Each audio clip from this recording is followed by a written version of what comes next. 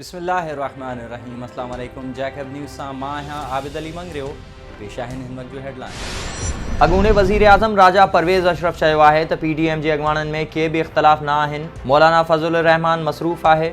संदसि जाइ ते JUI जो आला सतही वफ़द गढ़ी ख़ुदा बख़्श जे जलसे में शिरकत कंदो। अहिड़े ख़्यालनि जो इज़हार हुन जैकबाबाद में मीडिया सां ॻाल्हाईंदे कयो। हुन चयो त नैब इंतकामी इदारो बणिजी वियो आहे जेको अपोज़िशन लीडर्स खां इंतकाम वठे पियो। आसिफ अली ज़रदारी बि कूड़नि केसनि में 12 साल बेकसूर जेल में काटिया आहिनि। वज़ीर आज़म इमरान ख़ान जो घर 12 लख में रेगुलाइज़ कयो वियो पर ग़रीबनि जा घर ड्राथा विया आहिनि। इहो ॿिटो मयार आहे। इन मौक़े ते आज़ाद कश्मीर असेंबली जो अपोज़िशन लीडर चौधरी मोहम्मद यासीन ख़ान पिणु मौजूदु हो। समाजी अॻवान हाजी शेर मोहम्मद मुग़ैरी पारां अॻूणे सूबाई वज़ीर मीर नसीर ख़ान खोसो जे लाॾाणे ते संदसि पोइरनि सां ताज़ियत कई वई। हाजी शेर मोहम्मद मुग़ैरी ॻोठ मददपुर पहुची अॻूणे सूबाई वज़ीर मीर नसीर ख़ान खोसो जी वफ़ात ते संदसि पुटनि डॉक्टर हफ़ीज़ खोसो, महफ़ूज़ ऐं मोहम्मद सादिक खोसो सां ताज़ियत कंदे ॾुख जो इज़हार कयो। जैकबाबाद में अमन अमान वारी सूरत हाल खे बरक़रार रखण लाइ पुलिस ऐं शहबाज़ एयरफोर्स जो गॾियल flag march. Police, Shahbaz air force ऐं हसास इदारनि पारां शहबाज़ एयरबेस जे दरवाज़े खां शुरू कयल फ्लैग मार्च सब डिवीज़न सदर ऐं सिटी जे मुख़्तलिफ़ इलाइक़नि special force road, Afzal Khan Khoso road, Soomra शाख रोड, नूरवा, ठुल रोड ऐं शिकारपुर रोड समेत मुख़्तलिफ़ इलाइक़नि खां थींदो वनफाए मददगार बेस ते इख़्तिताम पज़ीर थियो।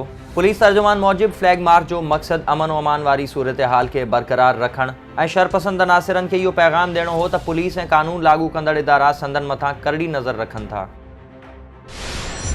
जैकबाबाद में ॻोठाणे जी ज़मीन ते पुलिस अहलकार जे कब्ज़े जो SSP नोटिस वठी छॾियो। अहलकार मुअत्तल, जांच जो हुकुम। आबाद थाणे जी हद ॻोठ हालाणी वासी गौसबश कट्टो जी ज़मीन ते पुलिस अहलकार जान मोहम्मद कट्टो पारां कब्ज़ो ख़िलाफ़ मुतासिर जे एहतजाज ते SSP मोहम्मद तारिक नवाज़ नोटिस वठंदे पुलिस अहलकार खे मुअत्तल कंदे DSP सिटी फैज़ मोहम्मद दायो खे जांच ऑफिसर मुक़रर करे छॾियो आहे।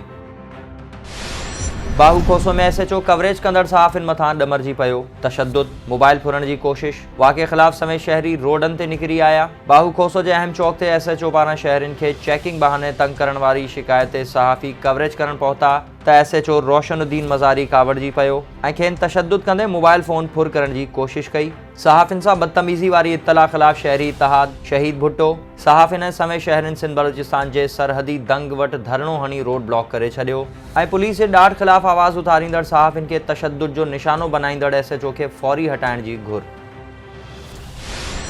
जोंगल में चुल्ह मां चिण गुथण सबबि बागड़ी बिरादरी जे 10 घरनि खे बाहि लॻी वई। ॻोठ बख़्शण पहोड़ में मज़ावर, शमन, नारायण, साजिदा, वाजिदा, मंठार, दिलदार, गोदनो, गुगली, जीवण ऐं ईदन बागड़ी जे घरनि में पयल समूरो सामान सड़ी रख थी वियो। भाउ मुतासिरनि सरकार ऐं सरहदी वारनि खे माली सहायता जी अपील कई आहे।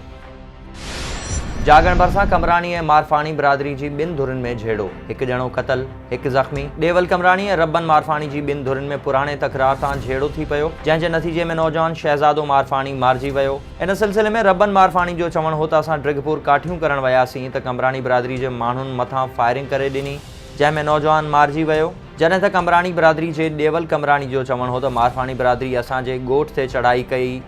जवाबी कार्रवाई में संदन 1 ॼणो मारिजी वियो आहे। पुलिस बि वाक़े जी तस्दीक़ कंदे चयो त 2 धुरनि में झेड़े में 1 ॼणो मारिजी वियो आहे। वधीक तफ़सील बाबति जांच करे रहिया आहियूं। मटियारी में ख़ौफ़नाक रोड हादसो, मज़दा ऐं ट्रक जो टक्कर, मज़दा खे बाहि लॻी वई, क्लीनर सड़ी फौत, ड्राइवर ज़ख़्मी।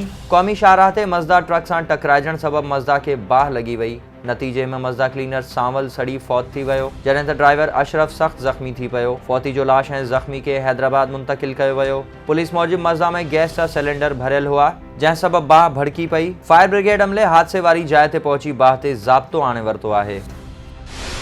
तंगवाणी में चूलियाणी बिरादरी जी 2 धुरनि में झेड़ो, 1 ॼणो मारिजी वियो। तंगवाणी थाणे जी हद ॻोठ इमाम बख़्श चूलियाणी में चूलियाणी बिरादरी जी 2 धुरनि में ज़मीन जे पुराणे तकरार तां झेड़ो थी पियो जंहिं जे नतीजे में नौजवान ख़ादिम हुसैन चूलियाणी मौक़े ते ई क़तल थी वियो। झेड़े सबबि हलंदड़ फायरिंग बाद इलाइक़े में ॾहाकाओ पखिड़िजी वियो। इत्तला बाद पुलिस पहुची फायरिंग बंदि कराई ऐं मक़तूल जो लाश ज़रूरी कार्रवाई लाइ तंगवाणी अस्पताल पहुचायो जितां वारिसनि हवाले कयो वियो। पुलिस मूजिब झेड़ो सोझरो चूलियाणी ऐं मालहू चूलियाणी जी 2 धुरनि में हलंदड़ आहे। तकरार में हिन महल ताईं 3 ॼणा मारिजी विया आहिनि। मटियारी में जमायत अहले सुन्नत जे वफ़द जी पाकिस्तान मशाइख इत्तेहाद जे मरकज़ी सदर सां मुलाक़ात। ठठे में उलमा मशाइख कन्वेंशन कोठाइण जो फ़ैसिलो। जमायत अहले सुन्नत सिंध जो वफ़द मौलाना ख़ादिम हुसैन नईमी ऐं मौलाना हबीबुल्लाह नईमी जी अॻवानी में पाकिस्तान मशाइख इत्तेहाद काउंसिल जे सदर ऐं सरहंदी जमायत जे सरवाण साईं पीर ग़ुलाम मुजद्दिद सरहंदी सां मुलाक़ात कई, जिते सियासी समाजी ऐं मज़हबी सूरत हाल ते ख़्यालनि जी ॾे वठि कई ऐं ठठे में उलमा मशाइख कन्वेंशन करण जो फ़ैसिलो कयो वियो। ऐं जैकबाबाद में TLP पारां अल्लामा ख़ादिम हुसैन रज़वी जी यादि में प्रोग्राम मुनक़िद कयो वियो। टाउन हॉल में ज़िलई अमीर तहरीक लबैक पाकिस्तान सैयद माजिद अली शाह ऐं मोहम्मद सलमान गोपांग जी निगरानी में अल्लामा ख़ादिम हुसैन रज़वी जी यादि में प्रोग्राम रखियो वियो, जंहिंखे इकरामुल्लाह शाह बुखारी ख़ासि ख़िताब कयो। बाद में अल्लामा ख़ादिम हुसैन रज़वी जी रूह खे ईसाले सवाब पहुचाइण लाइ ख़ैरात फ़ी सबीलिल्लाह पिणु कई वई। हेडलाइंस वधीक ख़बरुनि ऐं अपडेट्स लाइ विज़िट कयो असांजी वेबसाइट www.jacobnewsht.com ऐं फेसबुक ते फॉलो कयो। ॾिसंदा रहो जैकब न्यूज़, ख़बर खां हक़ीक़त ताईं।